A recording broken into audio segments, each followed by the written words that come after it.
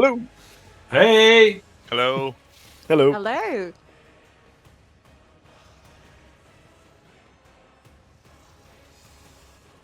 Hey! Hello. Hello.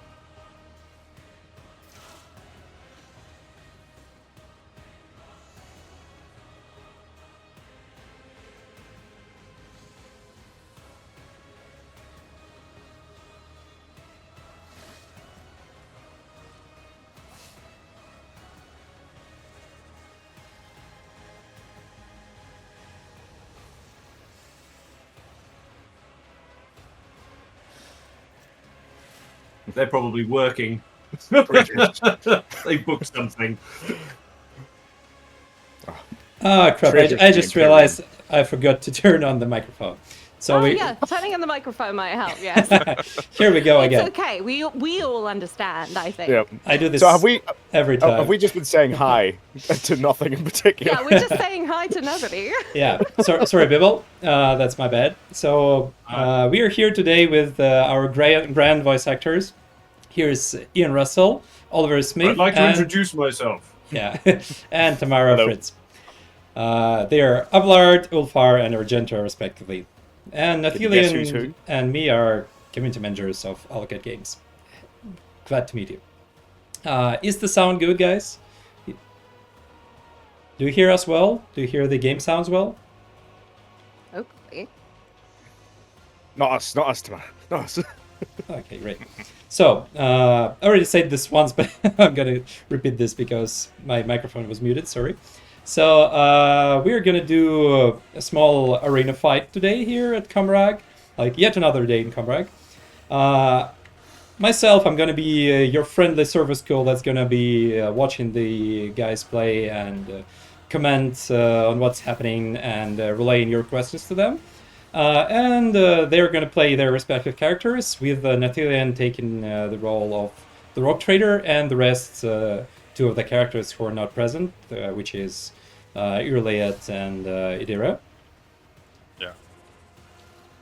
So, do you guys want to tell anything to the audience before we start? I've never played this game.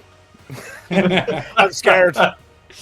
Okay. I'm also very oh. new to this game, so I apologize. I know I'm not going to be strategically min-maxing here, but I'll try my best.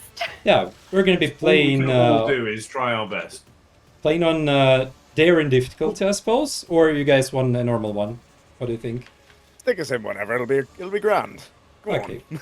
let's make it. So we begin with the setup. You can set up your character into initial positions before the battle. I've already hidden behind a pillar. Everybody's jumping. I'm gonna hide. You somewhere. are the pillar, I mean. I'm going over here. Well, my theory being that I'm gonna hide behind the pillar so they can't shoot me before my initiative comes round, and then I'll jump out and shout at Aren't them you or something. planning on hitting them with your sword? Yeah, you're Yeah, but I have to be here. Front and I have to center. be close enough to do that, and there's no point in letting them shoot at me randomly. On the left side, you can see the initiative tracker, and you can see that the first one to go will be Owlcat. Then there is going to be a couple of enemies, then the Rock Trader, and then Argenta, and then it goes on. Okay. Okay, once you're ready, click start the battle. I think we're on position, so we can I'm ready. actually I've start. never been more ready. Yeah. Brace yourself, Abelard. My eyes are watering. I just realized I've missed an opportunity. I should have let Abelard introduce everybody. I'd like to introduce you to everyone. There you go. Thank you. Ah, the cut down version. I see. I feel introduced. Yes. The audience says kill snipers first. Oh, Got So- spoilers. we didn't know there were snipers up on the. Yeah. Someone Yeah, didn't that's- press yeah. start the button. Somebody needs to Oh, click start the I'll battle. do. Sometimes you just have to press start the battle. Yeah, there we go. Perfect. Okay. So it's early at first. I think I'll just make some sniper shots. Yeah, go for it. There's snipers up on the balcony. Did you know that? Yeah, don't forget there are snipers. Yeah. Someone said there were I snipers. don't see them yet. Oh no, I see them. Okay. Let's move. Go on.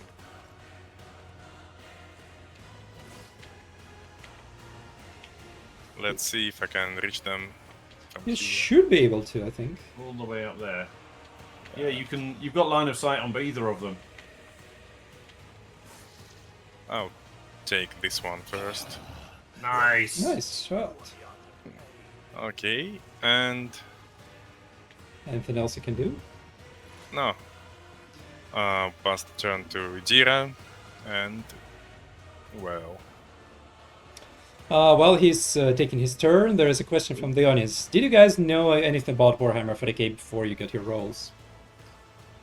Yes, so my ex actually played a lot of 40k, mainly Space Marines, and when he tried to get me into it, all I wanted to play was the Sisters of Battle. Nice shot.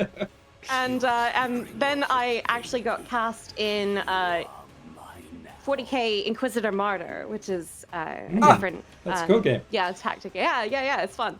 So I also play a sister in that one. I play Sister Margaret, and I was really excited to play another sister because I love them. Nice. Ulfar, Well, I have- important thing, Ulfar, just some gameplay tactics advice.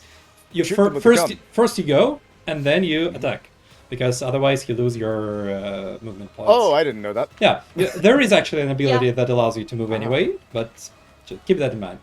Run and gun. Is that the one? That as well. Oh, okay. But So there's abilities on the right-hand side first. yeah, and then on the left you- side there are the weapon attacks, and on the right side there are abilities.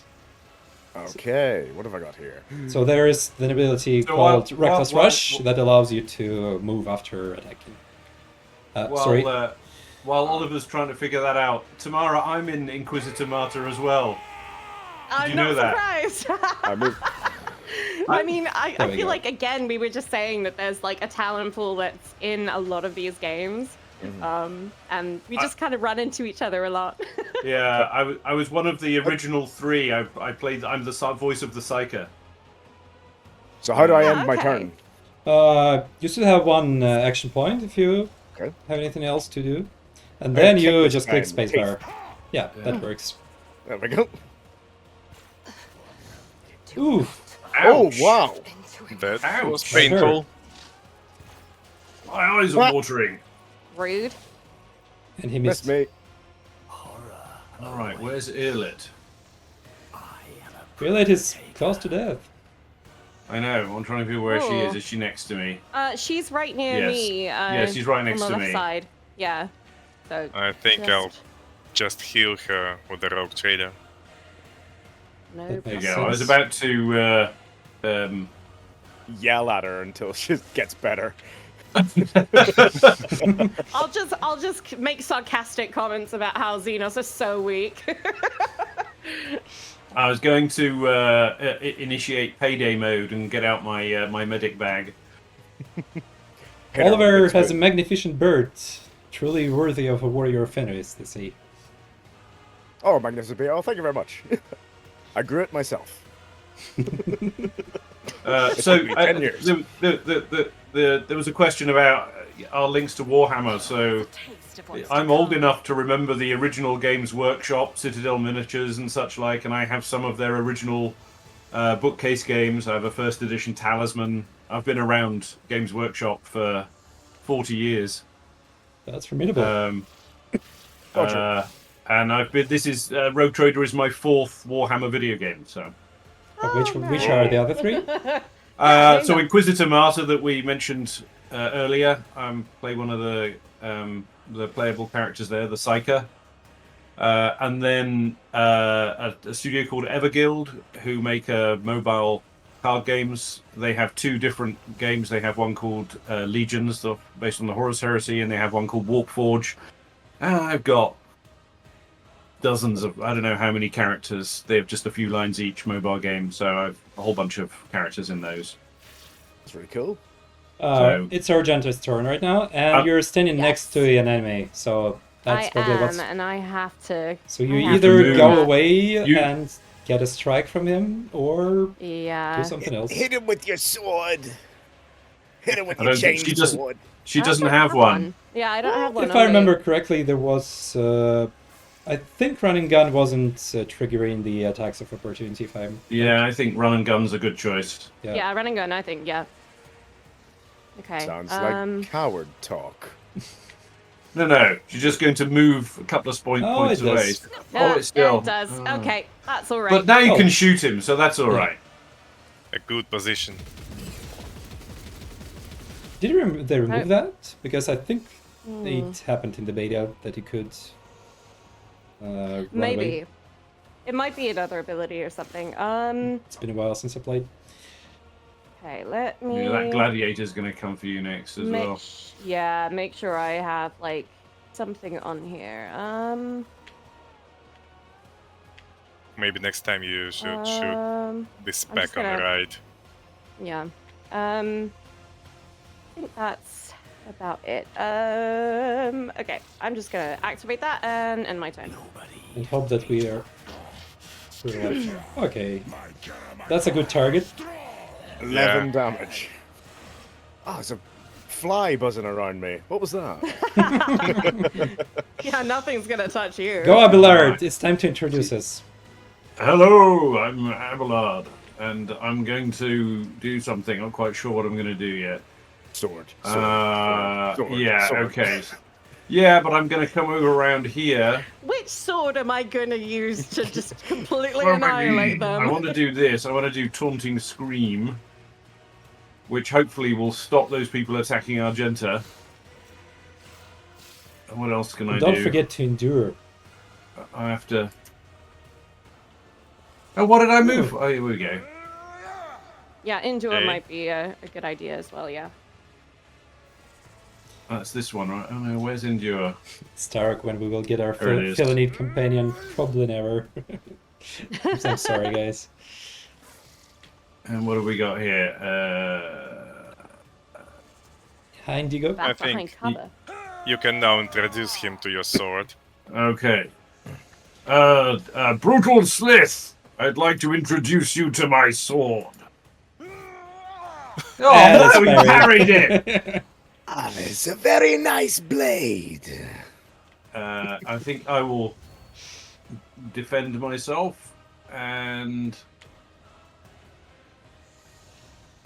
I'll try and help everybody else. There we go. I think that's me done. Next. Early yet. We still Yeah, have the it's sniper. again. Did you guys know you Yeah. can actually enter the portal and get to the sniper? Oh, they're snipers. Oh yes. Oh, okay. I see the portals now. I didn't Yep. see them before, so Over yeah. here okay. on the left-hand side. That's okay. I'll just walk through these 4 guys. You can do that. Okay, Nice. There we first go. one That's down. one, Okay, so one don't sniper bother with that down. one. Excellent. We don't need to go through the left portal then. Yeah, but there is another one. Yeah, there is, up on the right-hand side. And I think I'll take the cover. It's a good idea, considering the amount of enemies on the right flank. And you Oh. guys have Oh. the ultimate. The heroic act, I'm sorry. Yeah, I think. The question about the DLC trailer VA. I'm sorry, I don't remember the name, but it's the same person who has been doing all of the trailers. I'm sorry, I don't remember the name. Didn't work with the actor. Who's that you're asking about? Not Uh, Richard, is it? The guy that was doing the trailers for the game. Maybe one of you guys know him? Okay, Ulfar, sorry if I Oh, hit okay. you, but I just. Nah, don't worry about it. The ground. I can't miss this opportunity. No, there we go. What's a little lightning between friends? I mean, well, I wouldn't say they're friends. Oh, There you go. Oh, beautiful. just finish the rest. One less. Yeah, Idira looks like she's going to be very useful in this battle. Well done, Idira. Let's I just will hope never she say won't. that. She won't summon some Right. scary demons. Happy to hear you're loving the game break. Hope you're enjoying your run. And, well, we did as much voiceover as we could this time. Maybe later one day we will be able to do more voiceover for our games. But for now, that's what we can afford, unfortunately. I mean, yeah, voices are very expensive, just in general. It's not just it's the the time money and the editing and Yeah, it's also because you need to have many things ready earlier than when you have less voice acting, because you can no longer change the text after you are done with that. So I'm just looking at It's what your I should turn. do. Yes, I'm reading all my abilities. So don't attack first. Go for the abilities on the right. Is that correct? Yeah.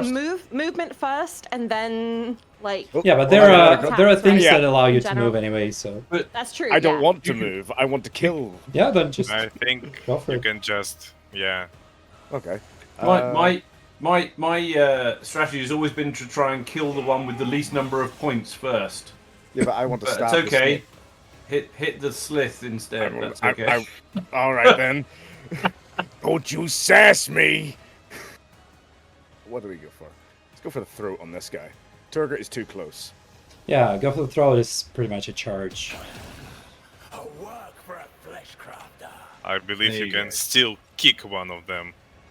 Like that. Yeah. Might have been- Fantastic. Oh, and he damaged almost. himself hitting the wall as well. That was 2 brilliant. HP left. 2 points left. Yeah, that's Oh, enough. is there anything else I can do? Hang on. If you still have I don't know, I think an if you action could- point, yeah, you can. I do, yeah. If you Uh, throw a medic bag at him, he'd probably die. I could do it. Probably not enough action points anymore. No, I only have. I have one. I could do reckless rush. Which is, yeah, that's the way to get more mobility.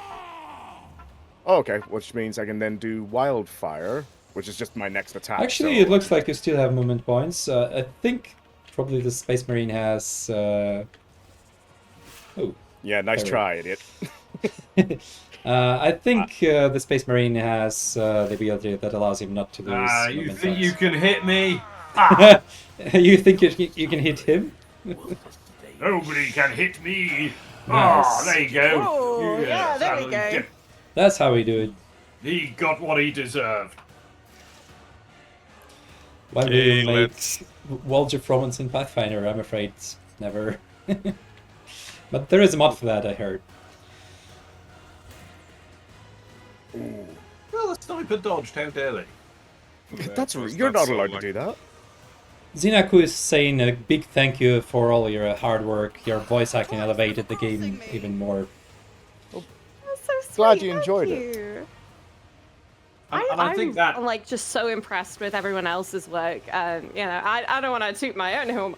I threw everything that I had at Argenta, and I think it really paid off. But everyone else is just incredibly skilled. I am so thrilled to be in this. Anyway, it is my turn. Yeah, Yeah. and there is Abelard in close combat. What will he choose? Yeah. Nothing There's not my of go value yet. was lost. He can take the hit. And meanwhile, the question for the actors: do you prefer voicing one character with more lines or several different characters? Do you know, I do like having a smorgasbord of characters. If you can like get into a project where you have multiple voices, whereas the likes of recording for Ulfar, there were some there where it was 3. I think our longest recording session was 4 hours. And doing that, not one voice, it does get taxing. But if you're doing a like 1 or 2 hours of multiple characters, it's a lot more fun. And it can be less taxing. I personally prefer it. Yeah. I think there are, there's pluses. Having done both, there's advantages and disadvantages to both. A lot of developers, and I think Owlcat falls into this category as well. But if you get to be a character like Abelard, then there's a good chance that they'll use you to use filler voices for other things, so you still get the opportunity to do some other things as well. You're talking about that funny station, right? Yeah, You want me to tell that story? Wow. I've got to let me hit this thing first, and then I'll tell my. Yeah, you can do it in the end of our stream. Yeah, go hit things. Go hit things. There will be a time for that. This Slith needs to have some That's a stuff good hit. done to him. Some explanations. Teach him a lesson. Yeah, I'm wondering whether I should use my daring breach. I think I should. This Put guy. him out of his heretical existence. Oh no.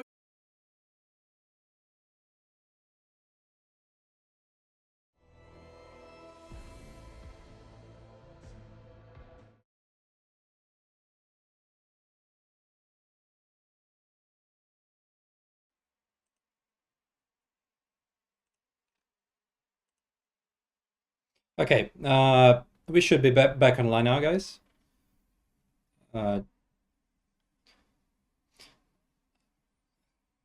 Yeah. So, unfortunately, there have been some technical difficulties. It seems either the PC is overheating in this heat, or I'm not sure what's going on, but I suppose we'll have to skip the game part for today and just go straight towards the interviews and all that. Just give me a moment to... Yeah, I'm really sorry about that. Something just went wrong. Guys, do you hear us well still? Is it going... Do you hear us? I hope not. Okay.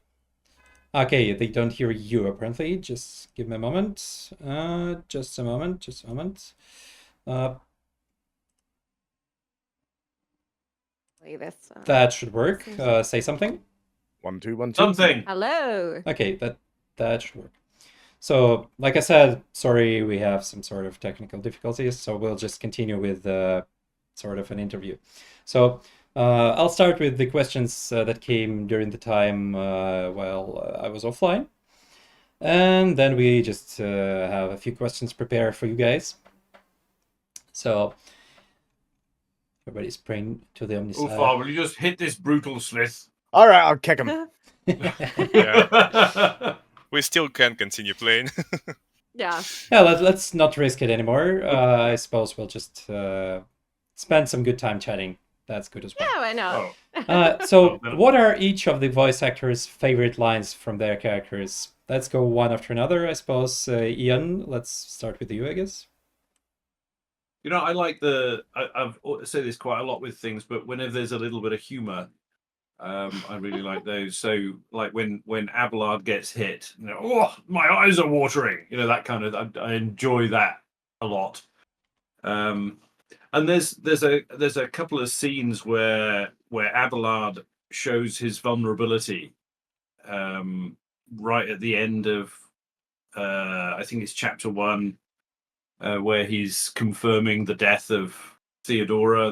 That was quite a fun thing to work on. And then there's a bit later in the game where, in this section of the game, where he's refound, where the rogue trader finds him, and he's weeping and being found, and those kind of things are.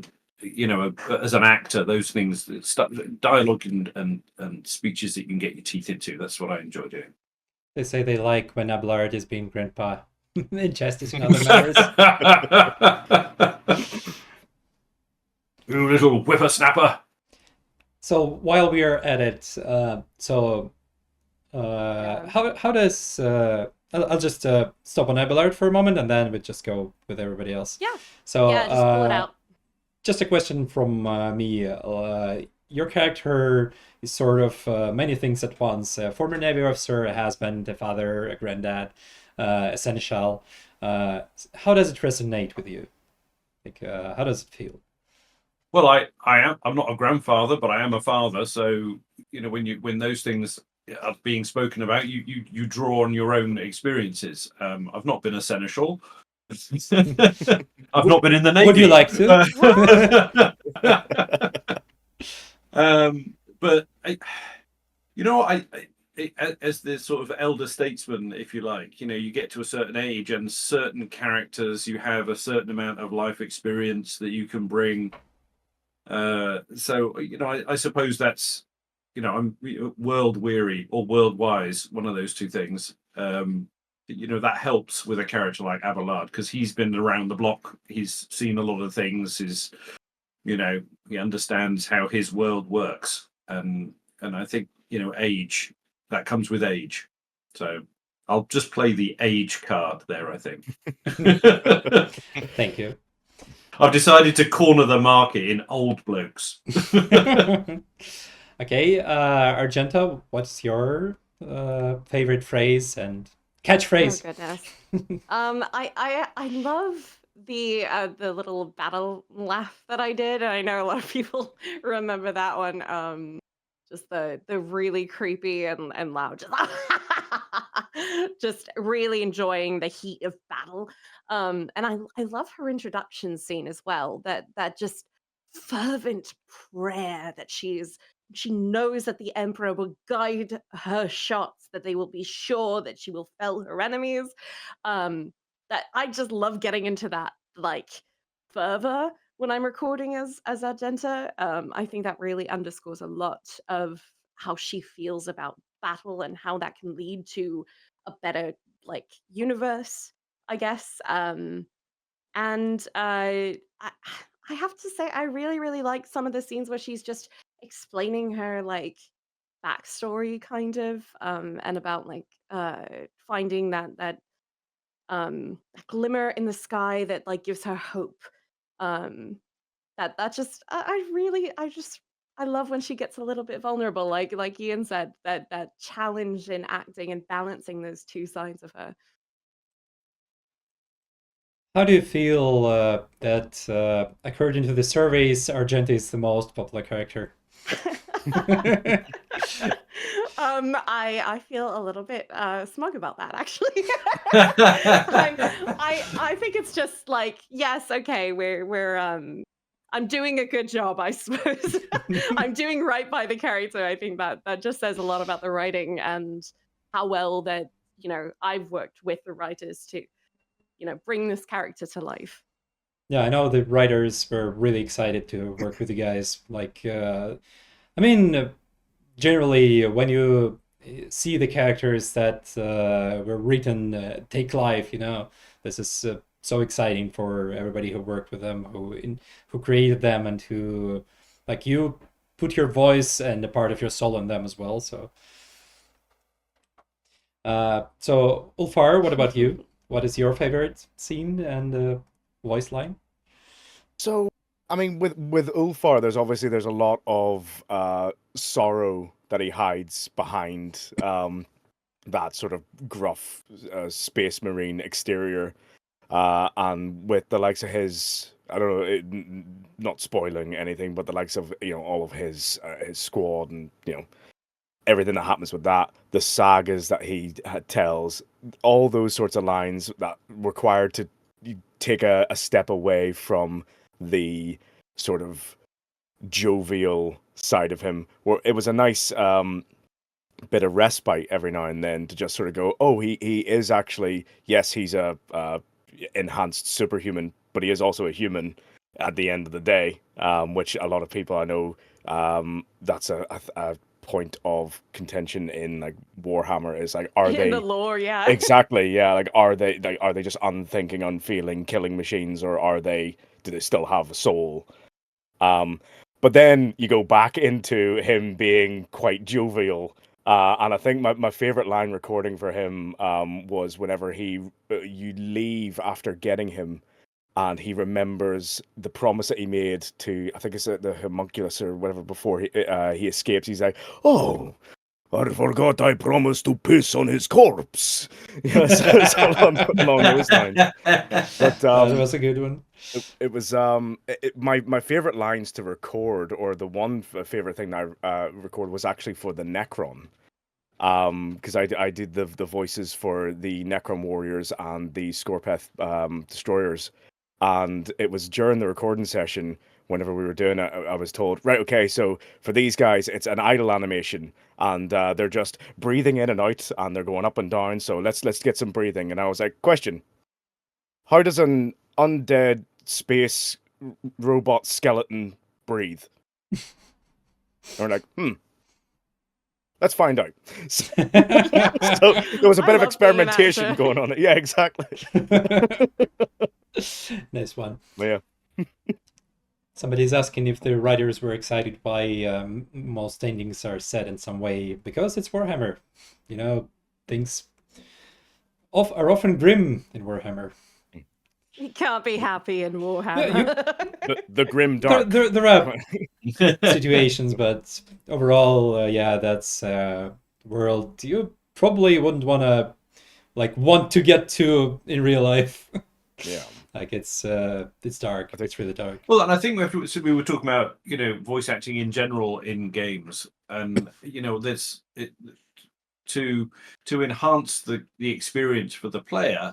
It can't just be all about shooting and hacking at things. That and that's what we as voice actors are striving, and the writers are striving to bring to the game, is a little more storytelling and a little more background and a little more fleshing out the universe for the player to live in, as it were. And and I think the writers did a wonderful job.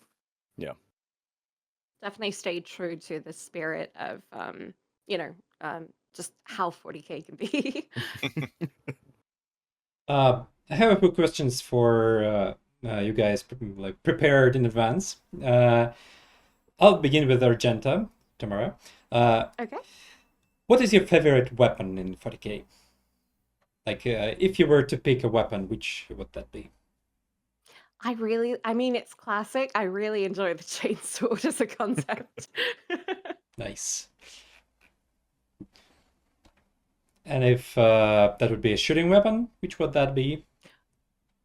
A bolter, I have melter, to go- flamer? Yeah, I love a good flamer. Somebody's saying, Yeah, it's somebody in chat. Yeah. yeah, Argenta with flamer Like, yeah, plans here. Come on, I've got it. A question from the chat. What's your guys' favorite or maybe most important roles in their career? The ones you had. Wow. I mean, for me, certainly has to be Ulfar. It's Yay. quite possibly the biggest role I've had, and I was incredibly excited whenever I first got the audition, and then like a few months later, I remember I woke up, I rolled over, checked my phone, saw that I had the confirmation email, and I fell out of bed. I was like, oh God! So it's certainly got to be Ulfar. But yeah. How does it feel to play yourself? I'm too sober for this. Where is your Great horn? job. Yeah, where's your horn? My horn is here, but I don't have any mead. Oh, yeah. So you've I came drank and it all. prepared. Well, I don't know if there was. I don't know if there was any. I don't suppose the casters even knew, but the way that quite a lot of the actors actually look a little bit like their on-screen personas. I'll tell Chris Sharp that you said. Well, yeah, I mean, perhaps he might be the exception unless he's got a gas mask or something. But They made him handsomer. You yeah, certainly made me very, very pretty.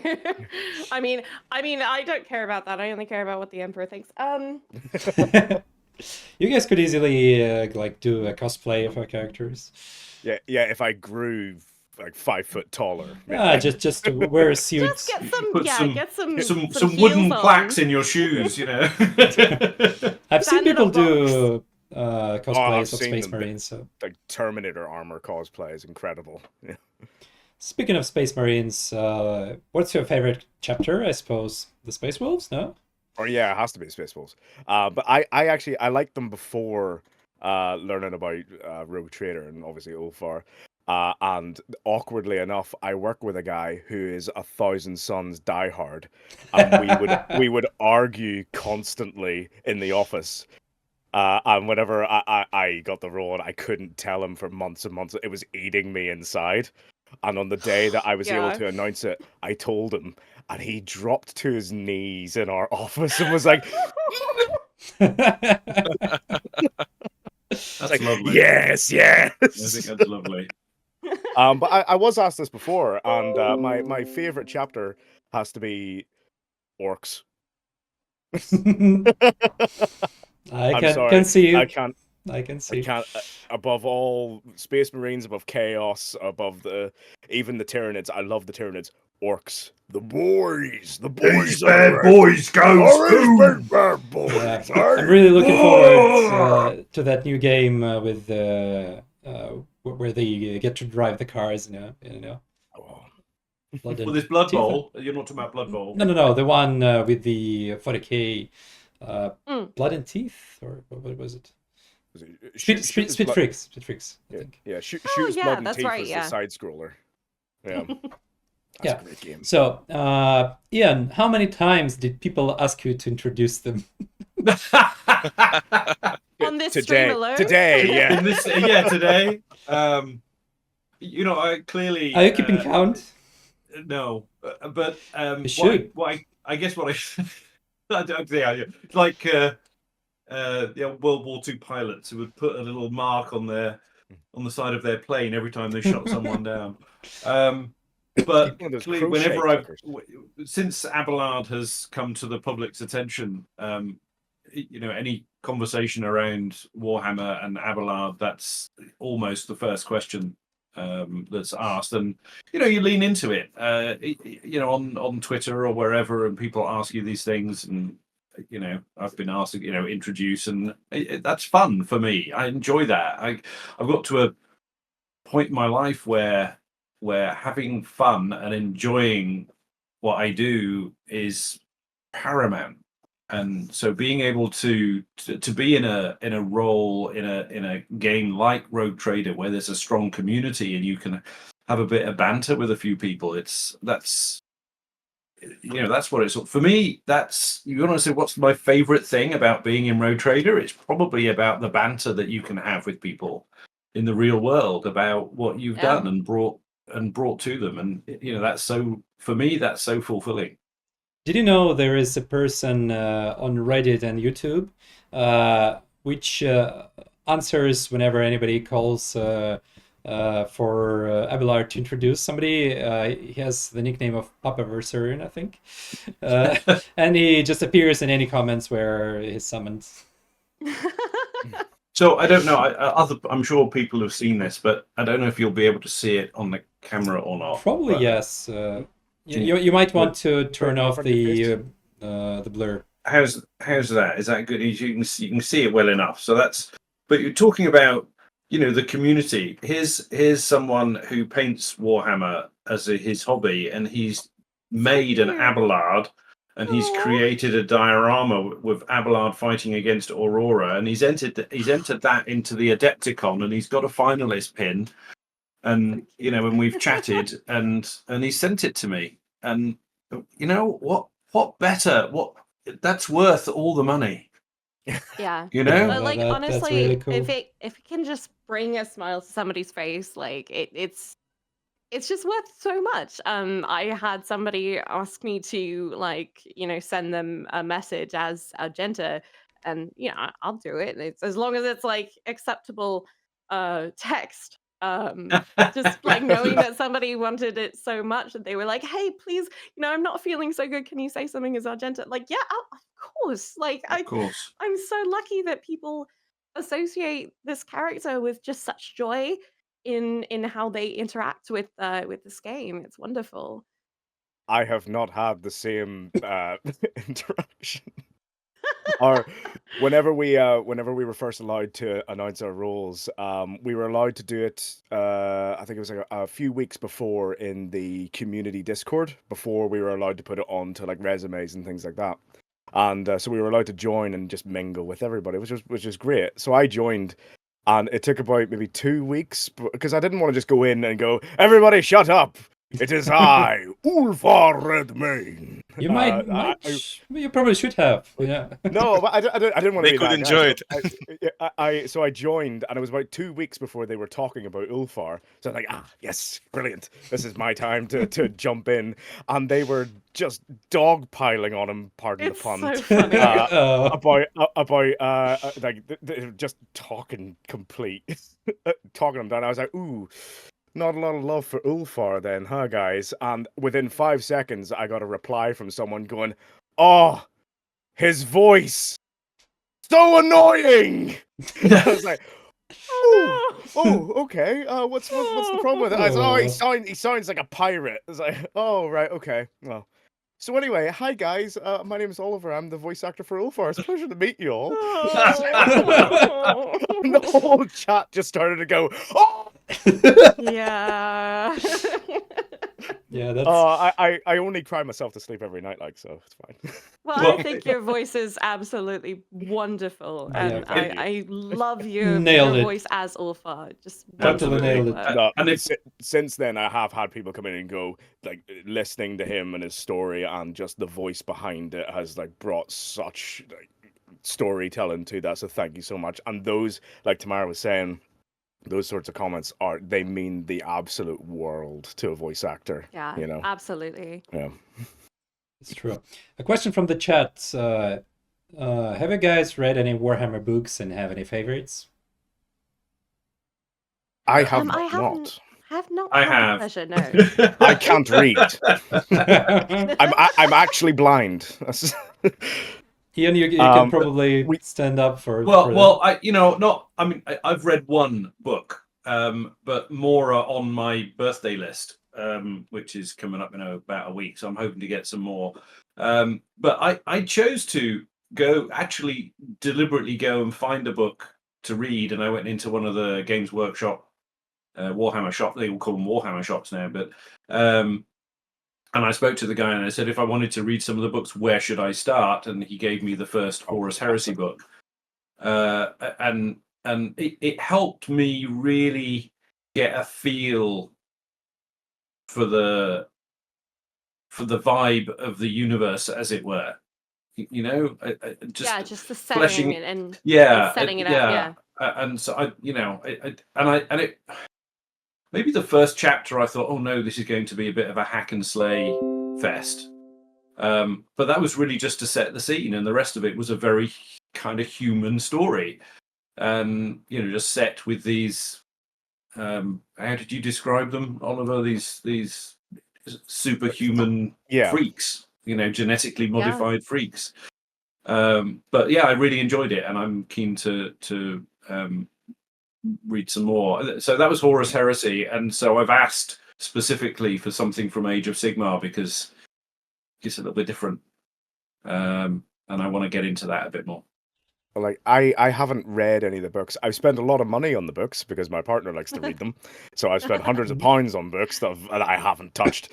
But I'm a millennial, so I love long form content, and I love all of the horror stories that there are. The likes of the Watcher in the Rain and stuff like that. All the little not necessarily lore stories, but these little world building things that just happen to regular people that don't have, the battles between gods and demi-humans and the Emperor's angels, that are just, scribes and Imperium soldiers and all, and like rogue traders, and going out into the void and finding derelict ships that turn out to have something living in the core.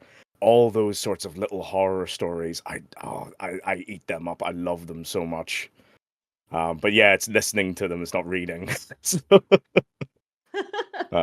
There's some... I don't have the attention span for reading. The lore is just so expansive. I have some old acquaintances of mine who just basically just talk about the lore a lot.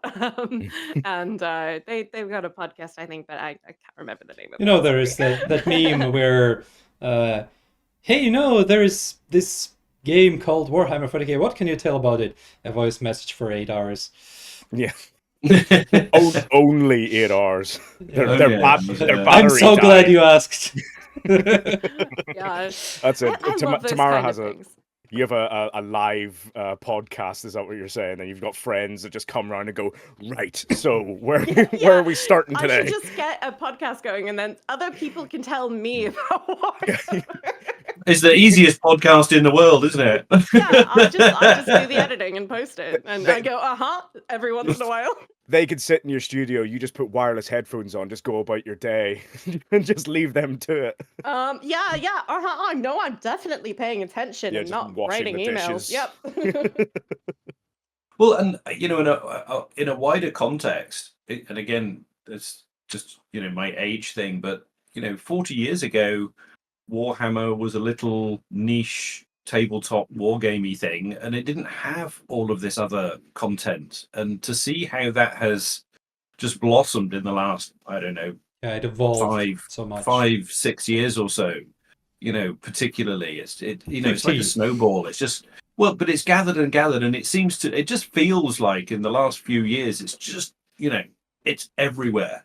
And maybe that's because I'm more involved with it directly. I see it. It's like you buy a green car and suddenly you see green cars everywhere. Maybe that's part of it. But all the announcements that are coming out, and Henry Cavill's involved, and I know, all that kind of stuff. It's just blossoming into this enormous global franchise from what was a little tabletop game. I think it started I remember, it was so hard to find Sisters of Battle figures because they only had the steel ones, and that was the only thing I wanted to try playing. Yeah, so they have. I had to hunt them down. They have the amazing new range of miniatures for you. So if you want to play them, that's the time. I kind of do. Yes, I haven't quite got a grey. What is it? They call it a grey pile of shame. Yeah, I think it's just a pile of shame. Yeah. But that's what started off that whole thing with Abelard as well. I saw someone do it, and I'm like, I want one of those. I'll get some paints and a brush, and I'll paint a model, And then I looked at the video of the guy doing it, and I'm like, oh, it's actually less hard than it looks like. The basic level can be done pretty easily. Absolutely, but I could I don't think I mean with 10 years practice or whatever maybe, but everyone can learn everything, but if you've got given the time, but to have what I have in my studio on my desk to look at just to remind me, I don't think I would have ever created something like that. It's wonderful. Somebody in the chat, oh my god, Ulfar is real. He's not as tall as you expect. No. Maybe there is a lot of him around the camera, Yeah, maybe he's sitting down. We're all the same height when we sit down, right? You can see. So, another question. Was it easy for you guys to voice a character right away, or you had difficulties going into the role? Ulfar may not answer, I get it. I found it really easy to slip into Argenta. I did find sometimes it was just very draining after a while if I wasn't going into it with full energy, and I was just kind of not feeling it that day. It was definitely more challenging to just kind of get that energy that she needs, because she's just so full of her religious fervor and her belief that drives her. And when I'm in that sort of projected environment where she's making calls and stuff, it's very much lots of breath, lots of volume, lots of power. But when she's just talking, that was nice and easy for me to slip into, and I feel like I was able to stay true to who she is without going over the top with it. Right now you were saying all this, and you actually put myself in a sort of trance when listening to this and that. You did it so like Argenta. Really, you nailed it. Yeah, she needs that solid belief, and she will project it across the battlefield at her enemies. That's amazing. What about you guys? Am I allowed to answer this one? Yeah. Well, you're allowed to skip it, but if you want. No, of course I'll answer it. Like, I mean, obviously, with Ulfar's voice, it was quite a taxing one. And if you're ever becoming a voice actor, that's one thing that you should take into consideration every time you audition for a role. Can you do this voice for hours on end? And as I said earlier on, we were doing 3 to 4 hour stints. And having a voice where you're constantly hitting the back and the false vocal cords, that can get quite rough. So it was constantly, every hour taking a break, going for a wee walk, clearing your head, drinking water, staying hydrated, drinking tea, having honey, all that stuff. And everybody at Owlcat and at the recording studio that we were working with were very, very understanding and very accommodating for a lot of that. But for actually getting into the character of Ulfar, it was easy. It's those big, boisterous, just aggressive characters who are also comedians at the same time.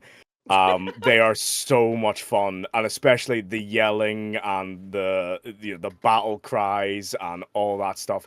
That's what we live for when we do those sorts of characters, that high energy, charging across the battlefield lines. So whenever you start recording, you're usually just going through dialogue, and that's fine. And then all that is saved to the very end. And that's the bit that keeps you going throughout the whole session. Is just in about an hour and a half, I'm going to be screaming my lungs off, and it's going to be so much fun, and it's going to be so therapeutic. Oh, I've had a terrible day at work. I get to scream, I'm going to cut your head off. Yes. So, no, it was a great character to slip into the giant mechanized boots of. What about you, Ian? Yeah, Abelard for me, I mean, he's not quite my normal register. He's slightly deeper. So, like Ulfar, I have to kind of manage the vocal health around that. But in terms of a character, he's the patriarch a little bit. He's the kindly uncle, the grandpa or whatever, and in that sense, he was quite natural to me from a character point of view. And probably all of us, one of the reasons we were cast is because our audition resonated with the character. And so someone who's relatively close to who you are as a person, not that Oliver's 8 foot, 10 foot tall and, whatever, but you don't know.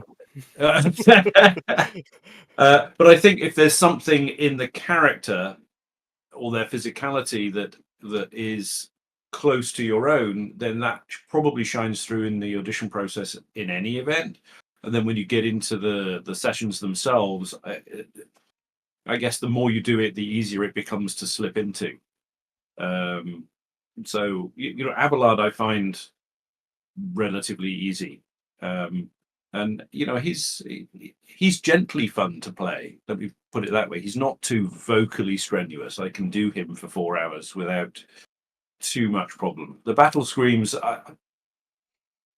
it's fun, as we were just talking about earlier amongst ourselves, though. Where I am, it gets very hot in the summer, and the battle scenes and the screaming with the AC turned off and sitting in a foam lined box can get quite physically demanding. So the recording of it is fun.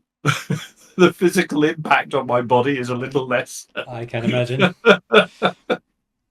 It's like that scene. But don't let that stop you. It's like that scene from Ace Ventura, the second one, where he's in the rhino. Dripping with sweat. Yeah. Warm! Yeah. That would be a pretty perfect explanation of what it's like here. The chat wants you guys to sing someday. Didn't I sing enough? I actually did some improvisation. I saw somebody asking. I did all of the singing that Argenta does to herself and the humming and stuff. That's just me on a whim, just making things up. So, really cool. You're welcome. I would love to sing as her though. If you're big into your Warhammer memes, there's a YouTube channel by TJ Anthony or Psydak, and he posts orc songs, like orcs singing Frozen and things like that. And I've been in quite a few of those, so you should go and check him out, and you'll be able to That hear sounds- me singing as an orc. That sounds Yeah. like a lot of fun. That I would It do. is. That sounds But really fun. do you know what? I could ask him to get you into the next one. Yeah, why don't we? We should do an ensemble. Yes. So there is a question from the audience. Rogue Trader has many ways to be played. There are several plot ways and endings for each character. What do you guys think about such complex games? CRPGs? I or... love them. I adore RPGs, and I could probably talk for hours about the lore of like Dragon Age. I actually have a Dragon Age tattoo. So like I've played thousands of hours in various games like that. And I just love the replayability of it and the customization of like your world state going into it. I love them. I think that playing around with the different endings is part of what makes it just really brilliantly fun. I would tend to agree. However, I am the sort of gamer that whenever you play an RPG, you play the good role, and that's it. You're never the bad guy. I don't want to make the ones and zeros feel bad. So do I will hate that, always, yeah. yes, I will always play as the good guy, and I never get to experience all the endings because it's only ever the good ending. So I do love those sorts of games, but it's a one path It's playthrough for me. challenging. I feel Yes. for you For so me. much. I do all the same stuff. Like, So like, single ultimately- playthrough. yeah, it doesn't matter. It's not real. It's all make believe, but they sound really sad, and the voice actors did a really good job of making them sound very sad, and I don't want to disappoint them. so I'm. Do you know what? You keep your gold. I will do it for the the good karma, and go on and get the good ending. Understandable and relatable as well. Yeah, I don't have an enormous amount of time to play games, so I don't play a lot. Oddly enough, Rogue Trader is one of the few games that I have been returning to on a regular basis. I don't know how many hours I have in, 30 or 40 hours, something in Rogue Trader. How far are you in the game? I'm at the top of the spire in chapter 3. I If you ran if you into alt, the. if you alt tab and go to Steam, you'll be able to tell us. I'm sure the players know exactly what I'm talking about. So I entered into the top of the spire and got my ass kicked. So I haven't been back. I've been away for various reasons. So anyway, but what I like about Rogue Trader as a game, and other games that work similarly are my kind of thing, is that there's lots of story. The combat is turn-based because I'm old and my reactions are not as fast as they used to be. So if anybody knows me from things like Payday, I can't. I'm useless at that sort of game. I agree. I'm But turn-based. but Rogue anyway. Trader pushes my buttons. It's set in a universe that I am fascinated by. It has wide variety of characters that and again, to come back to the writing, the characters are well drawn by the writers. So that's the kind of thing that I like. Is something with a bit more narrative to it. There's only one other game. No, sorry, there are two other games that I've played all the way through to the end. One was one of the Lara Croft games, one of the early ones. And more recently, Is that the one where you can lock the butler in the freezer? I think so. Oh yes, I remember that everyone one. knows that one. Yep. Well, not I that know one then. Not that one. Oh, But that would have been back in the mid 90s, late 90s, something like that. Yeah. that might have been the one. Yeah. Well, it might That be. was, I think, one of the first games I ever played. Yeah. And then I keep talking about games that I'm in, but I was in a little game called The Excavation of Hobbs Barrow. Oh yes. Which I played, and it's just hilarious. It's funny, and then the ending is a real twist. And I actually played that one all the way through to the end. It's not a big long game like Road Trip. It's probably for a good gamer. It's half a day, you know, Yeah. 4 or 5 hours. But I really, really enjoyed playing that, and I'd probably go back and play that again to see if I can find any things that I didn't find before. But the different endings and the different thingies. Will I come back? Would I come back and play Road Trader from the start again? Yeah, probably I would. Just to piggyback off of what you said there about like the writers and creating this here story and creating so many branching paths and things. When we were recording, there were lines for Ulfar that I was recording, and I was thinking as I was going like, I hope no one ever hears these, because they're not in the sense of like, oh, I hope nobody ever hears this, but in the sense of I hope no one ever goes down this path, because this is either Yeah. heartbreaking or, Just you know, horrifying. like Yeah. yeah, just like Crushing. yeah, Yeah. exactly. You know, and it's like just going back to what you said there about, you know, the world building and branching paths, getting to see all the different outcomes there and there, just the world that's put in front of you on a bit of paper and actually being able Yes. to bring it to life. It really does actually get into your head whenever you're recording, going, oh, That's true. so Yeah. so that Yeah. like you'll go from like a line which is, you know, oh, let's go do this thing, really cheerful, and then the next line is really dire, and you'll read it in the same cadence that you read the first line and go, oh right, okay, and take a step back and actually think about it, you know, and Yeah. it really knocks you back every now and then, just to go, oh, there's more to this character, there's more to this world, there's more to this scene. Right. And it's brilliant being a part of that whole process, you know. And I mean, I suppose building on that point, that we're, you know, because we're recording the dialogue before anyone's played it, we're privileged to see all those endings without having to go through the hundreds of hours of game time in order to get to them. Yeah. So the way recording video games works generally, we often don't see the script for very long before we're recording it. So, like you said, Oliver, you If read at one all. line, you read the next line, and you suddenly go, "Oh, wait, there's a Yeah. whole different thing going on here." Mhm. You have to kind of recontextualize how you were going to approach Yeah. this line. Like, yeah. Depending on how you get the script as well, you may only get your lines. You don't get right. the scene. So you've got to build off of context from there. And obviously there's the team as well who will bring you back. Usually should be able to answer your questions and contextualize you. Well, and to Owlcat's credit, and to the production company that worked with us, most of the time we did have some context with the lines.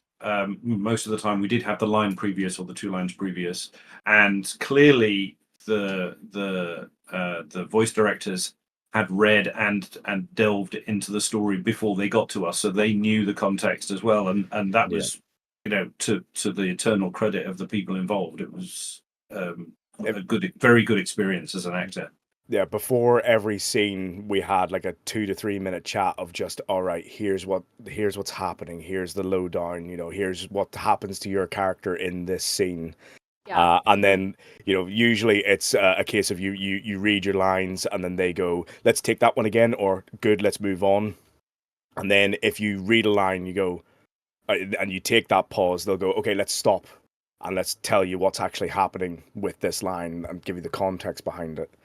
And as you said, to Owlcat and to the studio's credit, it was a very, very quick process in getting through. I mean, we were doing, you know, 300 lines, like a lot there per recording session, and we were powering through it. It's just a very quick process, really. Yeah. But I think for it was us, like, it was the narrative team that was sitting with you, if I remember correctly. Yeah. Yes. Yeah. Mm-hmm. And like, you know, we only get to see that brief bit, you know, behind the microphone. There's so much going on beyond what we do as well. Yeah, I mean, like, the players know that, like, obviously we didn't voice every single line. That would be a lot. But, you know, when we do get the lines, we get, you know, this is the context for this. The voice director would usually go in and help us realize kind of where we are in the story and explain everything out. And you would take a pass at something, and it might, like, seem depressed or something, for example, just in the text and how it was written. But it could be something like, I don't know, say Argenta. She's not depressed. She would be like in fervent prayer or something like that. Um, and you need that outside help in voice direction and writers to kind of come in and inform your decisions and your acting around that. There's a question in the chat. Are there any plans to get the game fully voiced? Probably more likely not. Like, we never say never. But right now there are no such plans. But I would also love that personally. Like, it is so good to hear all these voices in the game. It's always giving the next level to the whole thing. But we sometimes have to stick with what we have. Yeah, you look at the scale of the job to do that, and you look at the Diablos of this world and the Baldur's Gates of this world, and there are hundreds and hundreds of thousands of lines of dialogue, and it's very few developers that have the resources to do that. Right, yeah. I think Rogue Trader is like 1.5 million or something lines there, or maybe even more. And that's a lot. Right. That's a lot of hours of poring over all of this dialogue, all of the dialogue choices, all of the possibilities. Like, it's a lot. Yeah, and I get why the playing community would like it, because as a player myself in Rogue Trader, there are bits, and you click through, and you do tend to click through more quickly when it's not being voiced. Whereas the voice tends to make me stop and listen a bit more. So I think that I understand why people would want it. I also understand the limitations and the challenges of actually achieving that. Yeah, and the thing about full voice acting is also that I already said that earlier, that the depth of the dialogues can suffer from that, because you have to completely finish and finalize everything before it gets recorded. Otherwise, you have to re-record that, which is expensive and annoying for everyone, because you have to pretty much return to what was already done. Just fully voice the DLCs. We'll help you out with that. I hope. Well, at least on Wrath of the Righteous, the last DLC is experimentally fully voiced. We'll see how it goes. Oh, okay. Actually, good luck. Think of it as a sort of an experiment, So if that approach chose to work well, if the DLC will be well received, we'll see. Maybe that will give food for thought for future. No. All right, community, you heard it here first. Yeah. 5-star reviews. Please. Why DLC 6? Is 1.2 patch going to have more voice lines? I don't think there was any plan to add anything for that patch. There is mostly rebalancing and a bit of quality of life improvements. Yeah, I mean, I wasn't called, so I'm the most important one, clearly. So, just kidding. There was something, wasn't there, about there was very little voicing from Theodora very, very early in Rogue Trader. Yeah, it was added. Yeah, that was I think it was a good choice. That was like a thing we published the game. We looked at it, and the team just realized that it's best we fully voice the prologue. After all, just it felt to be right to do that. And specifically, Theodora really needed to be there. So yeah, there were a few wee background characters as well, weren't there? Yeah. Because I was brought back for voicing a few ship people as well. It was actually a decision taken already after the release of the game, so it wasn't like something we didn't manage to do in time. It was like we thought it would be enough as it was. The idea was that the prologue wasn't supposed to like if it was fully voiced, that was the idea. People would feel that the rest of the game isn't as good as the prologue. That was the idea. But in the end, we decided that probably prologue better needs to be fully voiced. But maybe that worked in your favor in the end, because the expectations of the game not being fully voiced are set. But then you've fleshed out the that if like world setting. I feel like chapter. it gets you. It lets you get attached to all of these characters and know who they are right off the bat. And it adds another dimension of like, who is this person? What is their goal? Like, how do they react under stress? And then if they're not completely fully voiced, you have that in the back of your head every time you move forward. Yeah. So it's best to like first hear them, and then you can like imagine how they're talking. A few funny comments in the chat that Ulfar looks like Ulfar, Nethilian looks like Kratos, and Abelard looks like Abelard. Boy. Thank you. Boy. Don't be sorry, be better. Well, thank you very much. How were they able to hire Kratos? It's a long story. Right. Yeah. Yeah. We'll do it for the next time. So break out the ashes.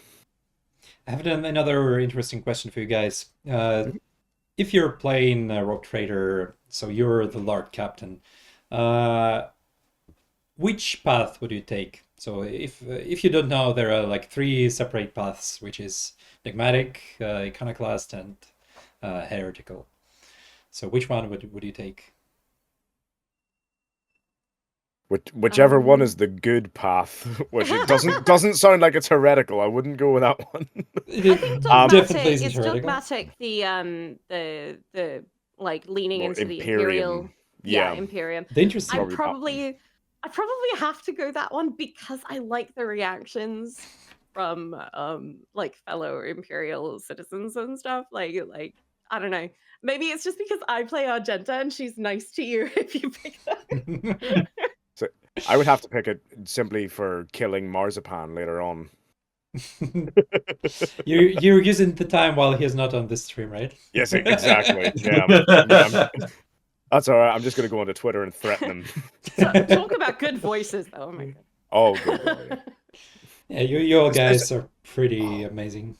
There's a meme that he voiced. The one with the the coffee shop. What was it? Oh, lactose-free latte? No, monkey. You're going to shit yourself. Gets me every time. I love him so much. Ruins me. I was laughing for so long. Oh my god. So I think this is the time for funny stories. Ian, I know you have one at least. You want me to tell me? So I showed the little model earlier of Abelard fighting Aurora, and when I got the model and I wanted to show it to the world, I thought, well, it would be right and proper to tag the voice actor who had voiced Aurora. So I came here on Discord and said, hey, I've got this thing and I'd like to, tag the voice actor for Aurora. Is there any way you can find out who it was for me? It turned out it was me. I had no idea. So I actually just give an extra depth to that little diorama. I'm actually fighting myself. And when I talked with the production company, I was telling them, and they gave me a get out of jail free pass. They said when it was recorded, it wasn't known to be Aurora. It was just Chaos Marine. And then there's quite a lot of voice distortion as well. But when I went back and listened to it, really closely listened to it, there's like one line, I forget exactly what it is, and we're like, oh, it is me. I was listening to that and I'm like, still doesn't sound like me. I'm like, oh, yes, Yeah. okay. Yeah, that is me. I definitely I have love moments this story. like that. I Yeah. love. It just Yeah, I that shall must be carry a bit awkward. Well, I think at the time when I found it out, it was a private conversation, wasn't it? So it wasn't that in that sense. I wasn't in front of a large audience going, "Oh, well." But it's nice to tell it as a story. I love it as a story. I'm really happy that it happened that way. Typical If they said, Zinch "Oh yeah, confusing stuff. Oliver did it," I'm like, "All right, I'm gonna tag Oliver. Yeah, okay, job done." But it's created a story, so it's much better that way. What about you It was guys? voiced by me myself. Hey, I think it's just funny that I booked Argenta, and in the span of a month, I also booked another nun character, who is in a very different sort of game. um, it's more of a fan service anime game. Let's put it that way. Mm, So let's I not have go this there. very Oh no. yeah, I have this very faithful nun who is very focused on what she does.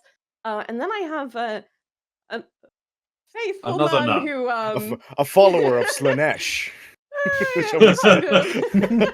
So it's just really funny that I booked the same thing in like 30 days and they are polar opposites. You clearly have a career as a nun because aren't you you were talking about Inquisitor Martyr as well? Yes, I play Sister Margaret in one of the DLCs for that one. So Oh. if ever I need a nun for a game I'm casting, I know where to come. Yeah, I'm your girl, apparently. All right, Ian, I'll do it. I know what you're really asking. There- Yeah, I'm looking Yeah, for a gruff bearded nun. Yeah. Absolutely, why not? There you Yay. go. They're asking whether you were Rapunzel from Nikki. Yes, I play Rapunzel and Lily Weiss in Nika, yes. So they got it. They know. Important question for you, Oliver. Where do you keep your power armor? Where did I leave it? It was in my other trousers, I think. I left it at the dry cleaners. I need to go pick it up later on. Chris Sharp is looking after it for me. He's buffing it. Yeah, praise the Omnissiah or whatever. That was funny during the tabletop Oh my stream. God. We did him and his voice modulator. I think it was on Cormacher's It channel. was, yeah, Cormac. Yeah, in case you guys Teletubby. didn't know, there was a Christmas stream last year with a lot of the guys from the voice acting team on the channel of Cormacher TV. You can check it. I believe it's still there. You can still watch it. You can check it on YouTube Or on as YouTube, well. Yeah, we are on YouTube. There Yeah. were plans to do a second episode, so hopefully that comes back because that was a lot of fun. I don't know if we're gonna have to wait till next Christmas. Yeah, maybe next Christmas. Keep Well, it with the theme. I think Hopefully I'll turn up on time this time. technically nothing stops you from just pinging him on Discord Yeah. for all mates and suggesting him this. I'm certain he's gonna be pretty excited for that. Yeah, I think everybody was up for it. Yeah. I also have a funny story. I think is a funny story anyway. Go for it. So I was in London a few weeks ago. I was recording at a studio, and it was just down the road from the Warhammer shop in Soho. So obviously I went and spent a load of money in there. And I was chatting away to the guy, and he was going, "Oh, that's a nice accent you got there. Where are you from?" I said, "Oh, I'm from Northern Ireland." He went, "Oh, what are you doing in London? You live here? You work here?" I said, "Oh, I'm actually over at a recording studio, recording for a project." And he was like, "Oh, right, okay. Anything for us?" And I went, "Well, actually, seeing as how you say that, yes, as a matter of fact, I have recorded for Warhammer before." I said, "Oh, really?" I said, "Yeah, I was in Rogue Trader." So, "Oh, no way. Who'd you voice?" I was like, "Oh, Ulfar, the Space Wolf." And he went, "Oh, that'll be £50." Oh, no. Okay, thanks. Bye. You need to be proud of So that. That, I that- know, that like, people come are on! reacting to the character the way. Give him some they- love. Oh my god! There was so You were much so love in the rude. chat when we were telling the last Mm. one, and right now they're all Yeah. going, "What's wrong with people?" Probably Thousand Suns players, yeah. Exactly. Yeah. Yeah. Like I don't understand that. Let's at least be nice about it, you know? Yeah. Oh. Oh. You're one of them, are you? Look at the chat. Yeah. They love you so much. Thank you. Thank you. Oh. Oh well. So we were starting to talk about the paths in like dogmatic, heretical, and iconoclast.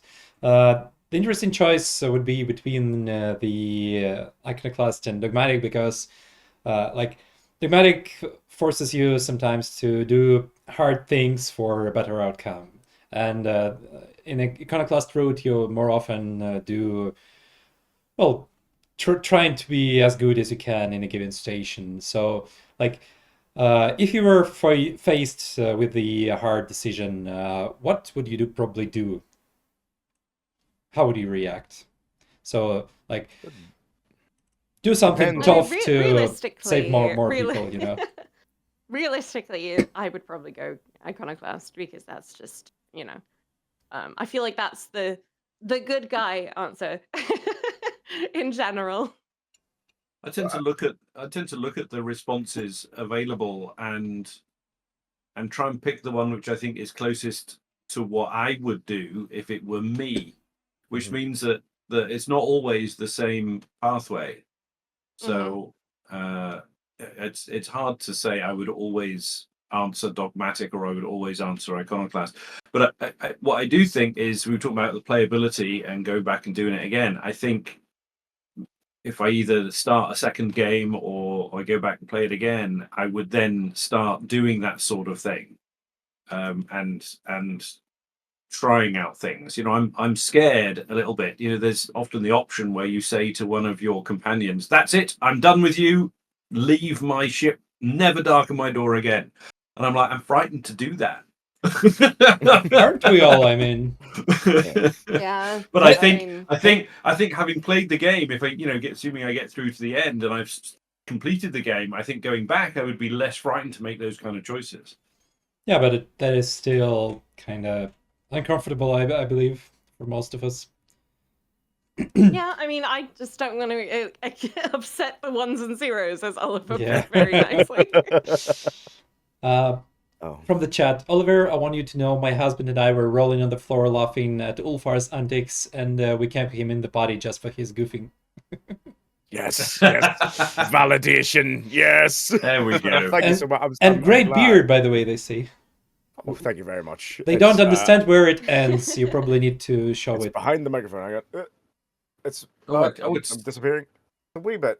my gosh. It also splits in the middle, so it comes apart like that. Whenever the wind hits me, it goes. So half of your Hit the set of beard, charms. half of your beard is dogmatic, and the other half is iconoclast. Exactly, Is yeah. that right? And I can choke people with it. So another question from the chat. There was a point in the story of Rogue Trader where every character is put down from the top of the society to simple slaves. They pretty much mean the Act 3, I suppose. How do the actors feel about voicing characters in such circumstances? Oh, you've muted. You're muted, whoops. Tamara? Yeah. Whoops.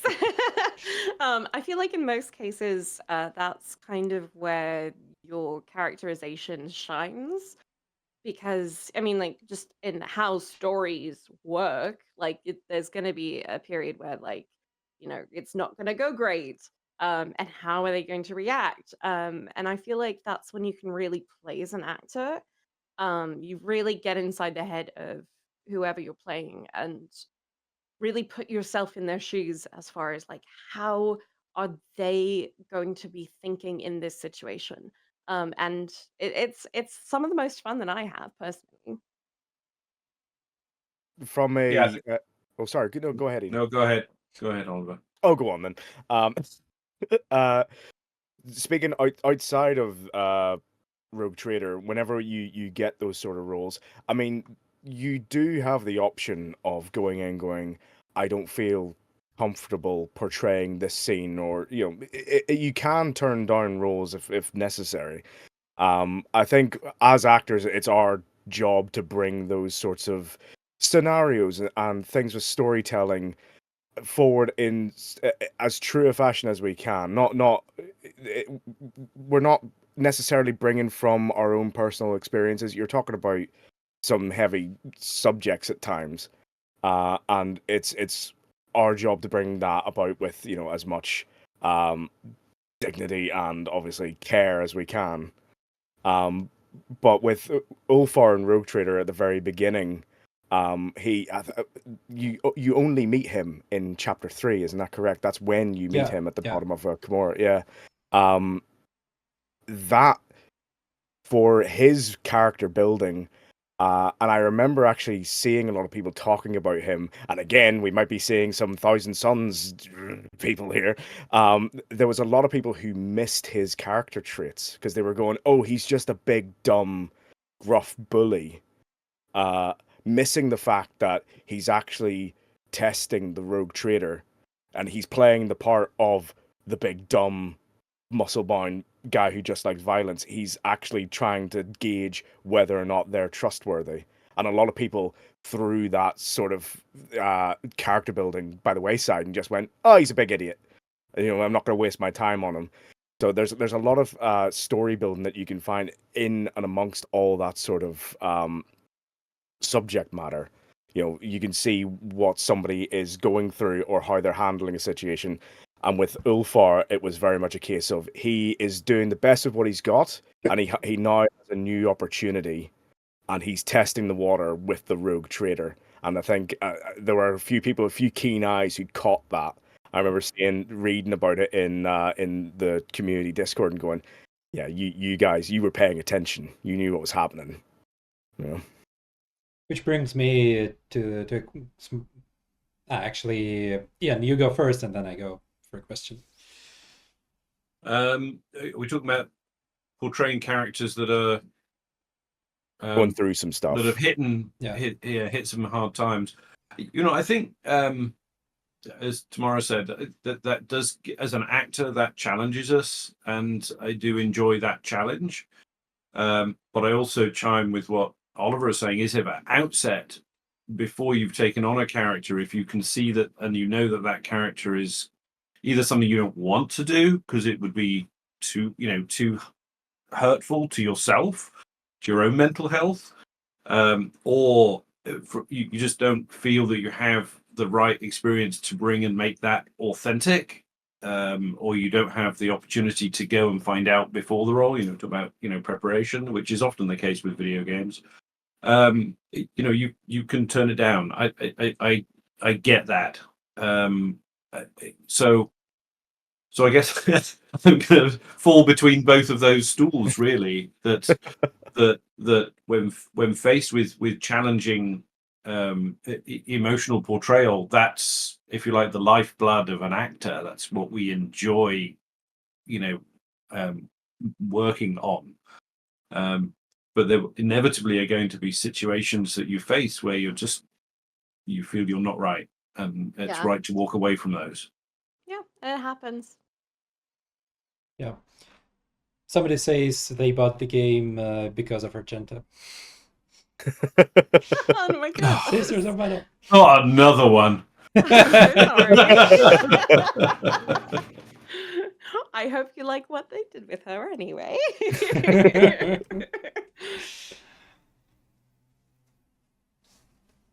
All right. Do you guys maybe have any more funny stories from the records, or maybe related to your work as a voice actor? Maybe something you want to share? Anybody that's out there that's thinking about becoming a voice actor, you currently live in the golden age of remote acting, and if we can do anything to help spirit that along, make the jump, go for it. You can it's so easy to become a remote voice actor right now. So Well, relatively. It depends what you want to do, because there are some things that are kind of gated by locale. But I mean, obviously, we all worked remote on Rogue Trader. Yeah. And I am, such a proponent of remote acting. It's the only reason I'm able to do this as my job. I'm like physically disabled, so I'm not gonna move halfway across the country to. I'm in the States. I'm not gonna move all the way over to LA for no reason. And I like being able to just live where I want to live and work how I want to do it. But also, if anyone's thinking about being a voice actor, just remember, like, you don't need a specific voice to be a voice actor. They need you, and there's always room for everyone's voice. Yeah, it's a miracle that so much stuff can be done remotely these days. I think if there is anything positive COVID did for the world, it's being able to work remote for so many people. It is interesting how so many people have suddenly come to the realization that working from home is a thing. Yeah. Yeah, we've been doing it for years, most of us. I was reflecting on this the other day. Before I became a voice actor, I was in, I'll call it remote sales.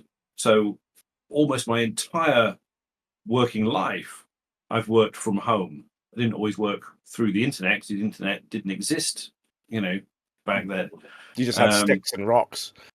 Flags. Yeah, we did, sales by semaphore. Is that a yes? How many do you want? Yeah. How many shekels can I charge you today? Half penny. So I lived in the northwest of England. Call, I don't know, Liverpool, let's say, somewhere up that way. And if my office was in Manchester, but I needed to go to Chester, there was no point in driving to Manchester first. So, I've lived a remote from the office life almost my entire working life. And in fact, in an odd way, having an office in my home is probably the most static I've been ever. You actually have a place of work that I come to every day. It's kind of funny. To your point about voice as well, though, Tamara, I can't emphasize that enough, that we all have our own personality uniqueness, and whatever acting, be it fan fiction through to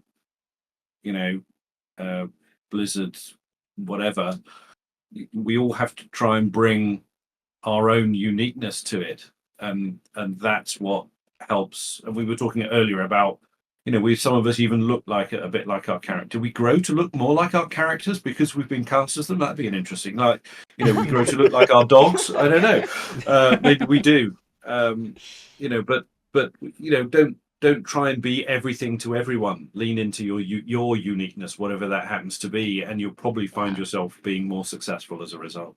Yeah. And there's so many different medias that you can be a part of as a voice actor. It doesn't need to be anime. It doesn't need to be video games. It doesn't need to be commercials. Like it is so vast. And speaking of audio descriptions, that's a really really important one. Yeah, exactly. Like narration, educational videos, stuff like that. There's an abundance of work out there, and like with remote voice acting as well. I live on an island, away from any studios. Oliver, no yes. man is an island.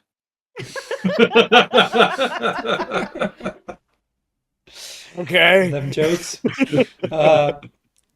From the chat. Man, I want to look like Ian when I grow up. Yeah, me too. Oh, I'd like to look like me when I grow up. I haven't grown up. This is me. I'm not grown up yet. I'm still playing. Somebody. Well, and that's something else. Sorry, I don't know. I'll be too serious about this, but as children, we play and we have no inhibitions, and as we become adults, we play less and we have more and more inhibitions. And one of the great strengths of voice acting is it gives us a chance to play and to shed off some of our inhibitions and to be young again. And absolutely. Remember that. Cool. to go back to what I was saying earlier, having a bad day at work, going into the booth and just screaming, letting all that Absolutely. frustration out, you know, getting an audition for a character that is, you know, an axe wielding murderer, and going, yes, I can finally let it all out. It's funny when people ask me what I do and what does a voice actor do, I said I wave my arms around and swear a bit, and people give me money. Yeah, brilliant. I remember, because I live with roommates because I'm, you know, a millennial. And you know, I came up in voice acting when I was like sharing a house with like 5 other people. They all knew that I was a voice actor, and we were all very close about it. But sometimes I would just, you know, go in my booth and I would have to scream. And my friends would, you know, text me all panicked, like, "Oh my god, was that real?" And then if I did it again, they would know that it was absolutely me acting. Yeah. Yeah. You were asking about other unusual situations. I did have to vomit for a game at one point, and when it's one of those things, you force yourself to gag to vomit, and sometimes you actually do. Sometimes you do, yeah. And you know, Ouch. that can be, yeah. So I'll stop there. I don't need to go any further. I took a workshop recently with the Monster Factory, and that was one of the things that they said that they were going to patent, was a booth bucket. For whenever you're doing monster voices and things, just keep it next to you because you're gonna need it. That's brutal. I didn't know you actually did that. It can be because it's that gag. It's that gag reflex that your body just takes over. You can't. Yeah. Even things like if you've got a character that laughs a lot, even doing like belly laughs, or you know, you can really. I've given myself like an ab workout at times. Oh I my know I God, don't I look know. like it, you know, but yeah, waking up the next day going, did I do sit-ups in the middle of the night? What is going on? I can't move, because you spent half an hour just going. Yep. You know, you're going so loud that the microphone on Discord actually cuts down your voice.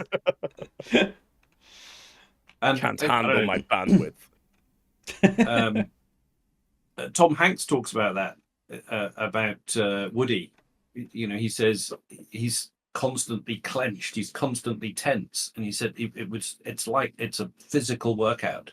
You're doing it hours on end. You know, it's always really hard when you get those. Just look at us. You can tell that we're all buff. Yeah, I'm lifting things all the time in my wheelchair. Yeah. Yeah. Speaking of that, during the records, do you often like do the emotions on your face, like move your arms and stuff? It's a very physical exercise. Yeah, I usually move. Yeah, like my setup, I have to have the in front of me, like my microphone here. This is too low down because I would be doing this and constantly hitting the microphone. So I have to have my microphone up and out of the way, and that's a lot of people have to do that as well. But it actually speaks to like why you need to have a space that is, one, big enough for you to move in, two, doesn't have a creaky floor. That's one thing that a lot of people forget about, is a creaky floor, because you'll be taking steps and you'll go, there you go, there's that recording ruined. You have to do that take again. And you do, as Ian was saying, you know, living somewhere hot, you do work up a sweat. You know, you come out of it a few pounds lighter. Yeah, you can't have your AC running when you're recording, because every little sound, you have these beautiful microphones that will get. It's interesting how I'm looking at this a little bit at the moment, because obviously it does impact me, but there are super slow fans that you can get that will extract air and not create noise, and so I'm looking at investing in one of those. The problem that you're going to find with that in particular, because you have a booth, an actual standing booth, is if you're extracting air from the space in which you need to breathe in, it's like it's not hermetic. It's not hermetically sealed. No, I know it. I know it's not, but it is actually something that you have to, because you are in a small confined space. It's the same thing if you were to put those little pods, dehumidifiers that have the silicon packs in them. If you put that in your booth, it can actually affect your breathing as well. So you do need to keep an eye out for stuff like that. It can be quite dangerous, especially if you end up doing like some yelling lines and things like that. You can run it quite quickly. It's like I think the last lines I recorded for Ulfar were his. They were described whenever we were recording. Right. This is your Goku. This is what you're doing. This is your. You're charging in with your battle axe. This is and go for the scream. I had to do 3 of them, and it was as long as I could just hold a scream for. And in the middle of summer, and I don't have an extraction fan in my booth, so I was dying. Yeah, I love effort recordings. Oh, they're so much fun. Bursting blood vessels in your eyes. Oh, it's great. But yeah, Well, this there can are get pretty, plenty of stories. pretty physical, you know. Yeah, plenty of stories before. I mean, most directors now are a bit more sensitive to our needs as physical needs and breaks every hour and that sort of thing. But back in the good old bad old days, you've just done a 4-hour recording session, and can you give us 60 battle death screams, please? And people would be coughing up blood in the corner because they burst vessels in their in their vocal cords and so on. So we do, it's voiceover is not talking into a microphone. There's just the more I learn, the more I realize I don't know. It's there's so much. Speaking of which, how many years have you guys been doing this? I'm about to hit 10 this year. 10 years. Hold on, Oliver. No, go ahead. Okay, I'll take this one first. Yeah. So technically, I started 10 years ago this year. Unofficially, I started 12 years ago. But as an amateur, I realized that my first ever voiceover was back in the mid-1990s when I voiced a teacher voice for a pre-recorded Paul McCartney interview when he opened the Liverpool Institute of Performing Arts. Wow, that's a hell of a thing to put right. I know. I didn't get paid anything for it, but I knew somebody at the local radio station, and they had this pre-recorded interview from him. And rather than just one of their radio presenters going, and now we're going to ask Paul McCartney this, that, and the other, he decided he would make it a bit more dramatic. So oh yes, that Paul McCartney who'll come to nothing, always fiddling around with a guitar or whatever it was, something like that. And they used that to splice the interview together. So that was my first voiceover job back in the 1990s, but I didn't even know it was voiceover at the time. And you did it for exposure. I didn't do anything as well. Typical first gig. I'm not well known for exposing myself that much, but anyway. So I'm going to say a decade. I'm going to say 10 years. That's probably the fairest, rightest answer. For me, for voiceover, next month will actually only be 3 years. I've been voiceover baby. Yeah, exactly. I've been an actor since I was like no age. I've been in like commercials. I was in Game of Thrones. All out there. Wait, who were you in Game of Thrones? No, background okay. characters. No, no, not that flashy. Were you from Beyond the Wall? Yes, actually, I was a wildling in season 5. Nice. So I've been an actor for quite basically my whole life. I did modeling whenever I was a toddler. There's pictures of me in a garden center dressed as a tomato. I did like baby modeling when I was like 5 or 6, and that was actually when I was living in Ireland. So we might have modeled together then. We might have. But that just goes to show a lot of people have whenever they're saying about getting into voice acting, one of the things you hear from voice actors who've been doing it for a while is have like a 5-year, 10-year plan. Don't expect this to be quick. For me, it's been relatively quick. But the reason for that is because I come from a background of acting. So I've already got that under my belt. B, I work in media production. So I'm a service engineer right now for a media production company. We build studios. We wire places for audio, things like that. So I already know 1, how to treat a space, 2, how to set up audio equipment, 3, how to record, 4, how to edit. So I've already got all those years of experience that you would learn if you just started out in voice acting years ahead. So I was able to literally hit the ground running. I mean, it took me I think it was 2 weeks to get my first paid role. Whenever you I first started, if you come into it with like an expectation, like I know how everything should be done, I know how to do the basic skills that you need, so editing, like how to read something cleanly with like where your mouse should be in relation to the microphone, like that's all stuff you need to take time and learn. If you come into it doing that, then like you're going to land things like yeah, it is absolutely guaranteed. It's just finding, where do I go to look for things and learning that side of it. yeah, exactly. Like the likes of the VAC Discord. If you if you VAC Discord. VAC if you're Oh, starting out, if you want to be a voice actor, go to the VAC Discord. voice acting Even club. yeah, the voice acting club. There's Mhm. tons of material on there on how to Yeah, begin. from actual professionals who work in the Exactly. industry. My good friend Kira Buckland is Hmm. is one of the people in charge there, and she has done some incredible work putting together all of these like indie and like unofficial rate guides for small projects. It's really, really, really a great resource. There's I cannot sing its praises enough. a plethora of information. But there are people there all day, every day to answer questions, and some of them are actors, some of them are audio engineers, some of them are directors. So you can go in there, you can go, I have a question, how does one do this, or where do I find this, or I recorded my audio, but the audio is only coming out of one side. What does that mean? It's like you'll get somebody within a few minutes going, you're recording in stereo, you need to be recording in mono. There you go. There's something that somebody who's new to the industry wouldn't know, who's Yep. never done audio recording, doesn't know what a microphone is, doesn't know what an audio interface is.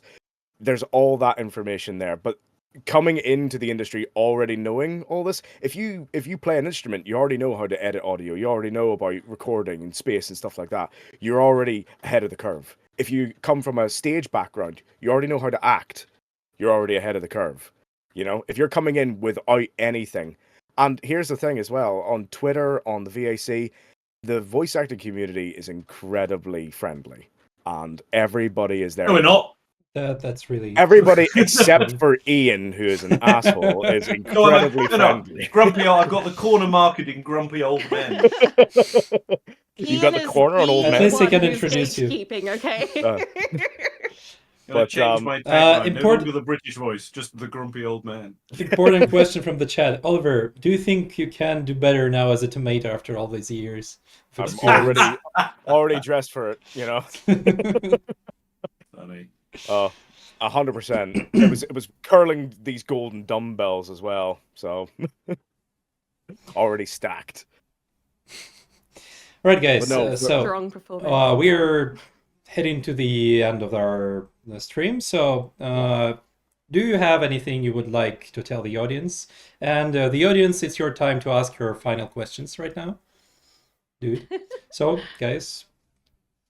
Well, Keep playing the game. Keep loving it. Yes. The more you love it, the more you'll get. Yep. Wise words of wisdom there. I remember when Gandalf said that. Keep playing the game, and you'll play the game. Play the game. play the game. If you keep playing the game you're playing, you'll keep getting the results you're getting. A wizard always plays the game. The Emperor protects. That's what I have to say. For the Emperor! For the Emperor. That's a good one.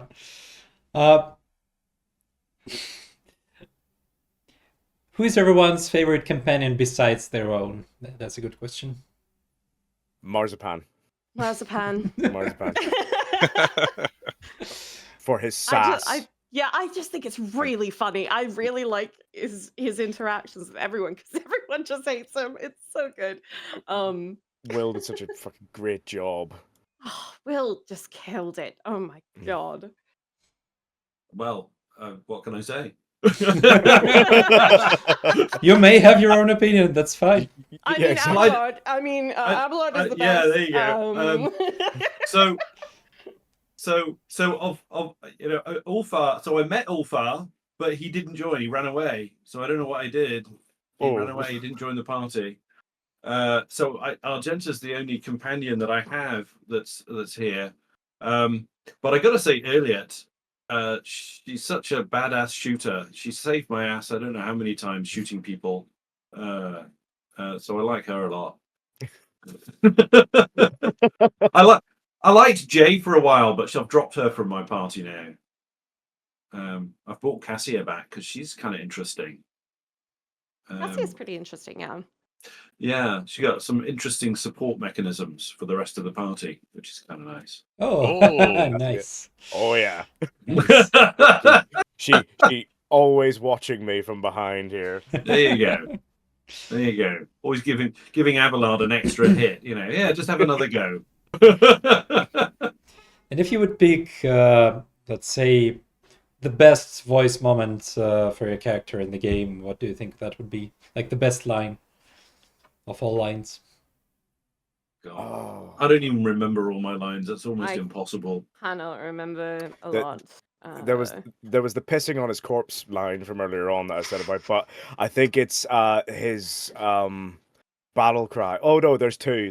So there's the battle cry of for love of the All-Father. That one.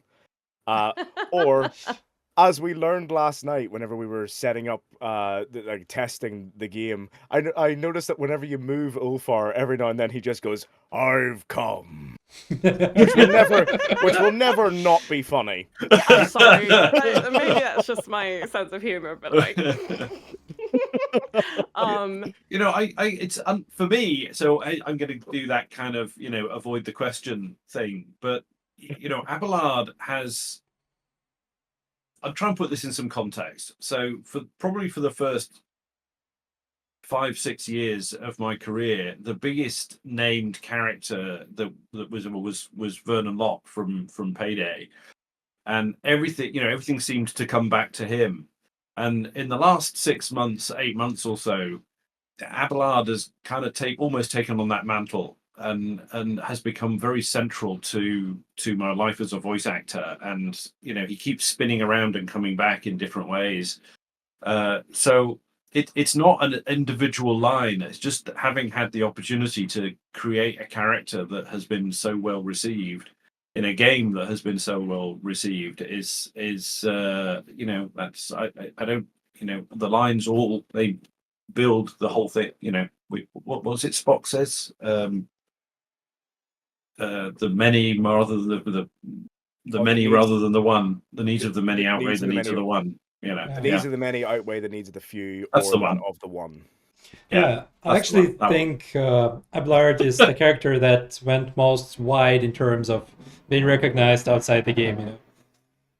Because the memes with the introduction, they went so far and wide, like really nothing did. else. Yeah, I mean, the whole thing we did, take me closer. I want to hit him with my sword. Yeah, that's actually. I think that's number 2 in amount of comments and views on our Twitter or something. So that's my answer. It's a bit glib, and I'm sorry about it, but that's my answer. You should put That's your favorite line. Yeah, my favorite line is all of them. I don't even know. I think just her talking about her backstory was my favorite thing to record.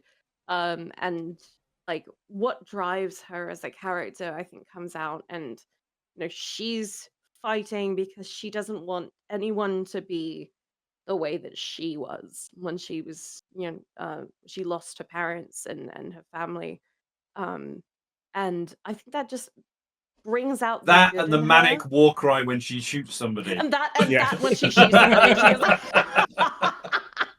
yes, that.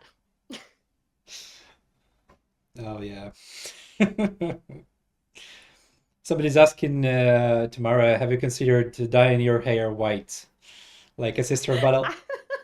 I mean, why not, right? I don't have very much color left, so maybe when I get that bit off, maybe we'll see. If you do, make sure to that so we could see. Yes, I will. Absolutely.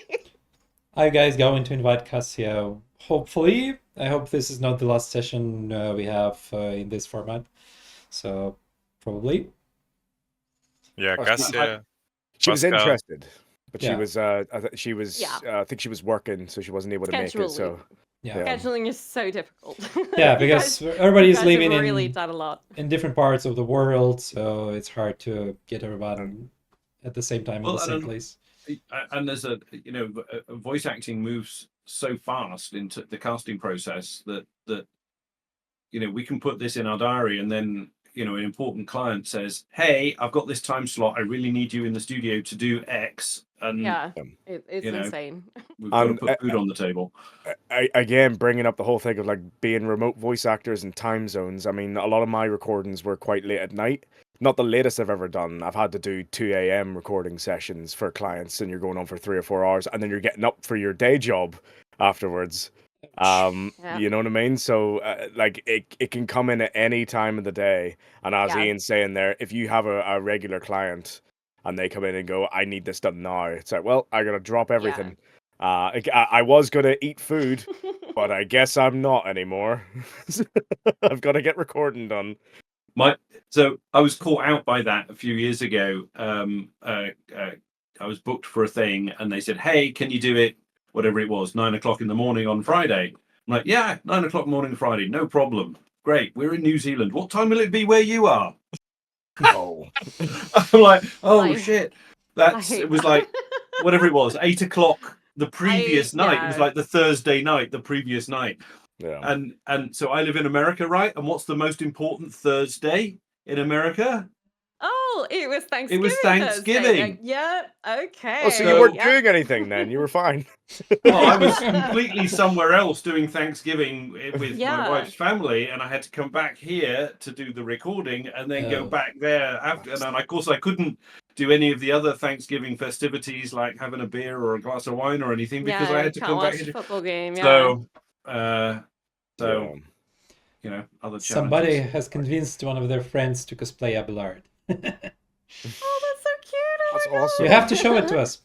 Yeah, absolutely. Yeah. Send me the pic. I'll share it. Yeah, Tag him. if- Tag him on If Twitter. there's Tag me. anyone who's cosplaying Argenta, hit me up. I want to see it.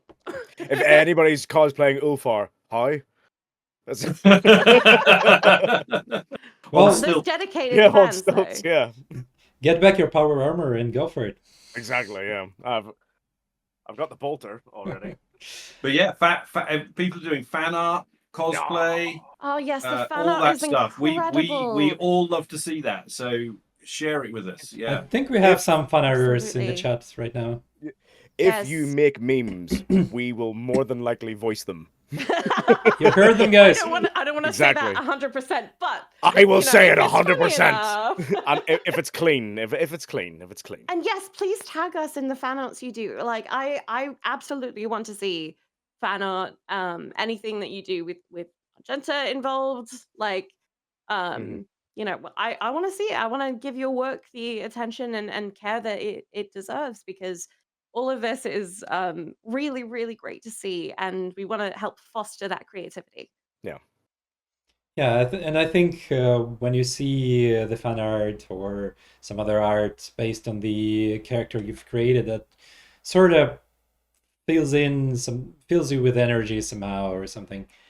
So Yes, absolutely. yeah. I have some fan art actually on my walls right now, of my character from Warframe, and that has a huge community.